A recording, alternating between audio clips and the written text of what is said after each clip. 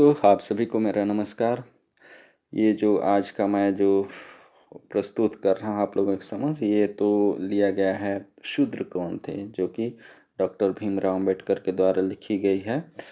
उसी में से मैंने जो मेन बिंदु है जो आप लोगों के सामने रख रहा हूँ। तो हम यहाँ देखेंगे, ब्राह्मण कन्या से प्रेम करने पर शूद्र को प्राणदंड देना चाहिए। अगर कोई भी शूद्र जाति का है, वो ब्राह्मण कन्या से प्रेम नहीं कर सकता। अगर वो ऐसा करता है तो उसको प्राणदंड की सजा देना चाहिए। उसके बाद है, शूद्र से प्रेम करने या संबंध स्थापित करने पर द्विज स्त्री शूद्रत्व को प्राप्त करती हो जाती है। मान लिया कोई अपर कास्ट की लड़की है और शूद्र लड़के से प्रेम कर दिए तो वो शूद्र को प्राप्त हो जाती है। वो मतलब निचला वर्ग का जात में अपने को सम्मिलित हो जाती है। साथ ही अपनी संपत्ति से वंचित हो जाए। वो जो भी उसके अगर कुछ संपत्तियां हैं, धन संपत्ति है, तो वो उससे वंचित हो जाती। द्विज सजाति स्त्री से विवाह करे, जो अपने अपने जात हैं उसे विवाह। काम भोग के लिए वे शूद्र स्त्री का इस्तेमाल कर सकते हैं। तो जैसे ब्राह्मण क्षत्रिय वैश्य, तो इस शूद्र आते हैं लास्ट में, तो इसकी इनके स्त्रियों के साथ कोई भी काम भोग कर सकता है, यह उचित है। इसको उचित भी दर्शाया गया है।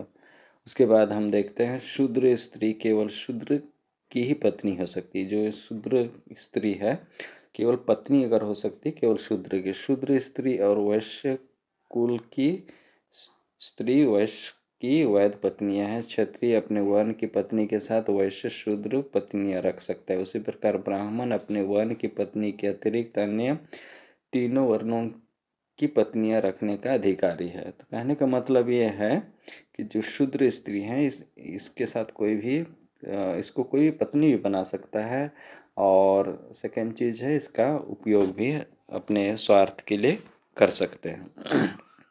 उसके बाद, किसी ब्राह्मण ने दीनता की अवस्था में किसी शूद्र पत्नी रखी हो, ऐसा दृष्टांत अभी तक उपलब्ध नहीं है। तो मतलब आज तक किसी ब्राह्मण ने किसी शूद्र स्त्री को अपनी पत्नी नहीं रखा है, ये अभी तक ऐसा हुआ नहीं है इतिहास में।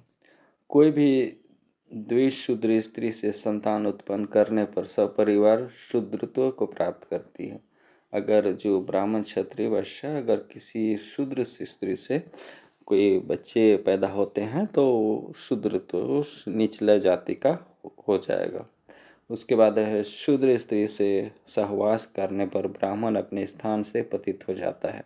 तो ब्राह्मण कंप्लीटली पतित हो जाता है, हटा दिया जाए। संतान उत्पन्न करने पर तो यह निश्चय ही ब्राह्मणत्व से वंचित हो जाता है, तो वो ब्राह्मण नहीं कहला सकता। इसके बाद, शूद्र स्त्री के अधरपान और उससे संतान उत्पन्न करने पर कोई प्रायश्चित नहीं है। तो अगर कोई भी अगर शूद्र स्त्री से बच्चे कच्चे पैदा हो जाते हैं और उनसे परिवार बच जाता है, तो वो ब्राह्मण का जो दर्जा होता है वो कम्प्लीटली ख़त्म हो जाता है। तो ये सारी बातें हैं दोस्तों, और जो आप लोगों के सामने रखना चाहता हूँ। तो कहीं ना कहीं आपको जो समझ में आता है ज़रूर मुझे कमेंट करिएगा।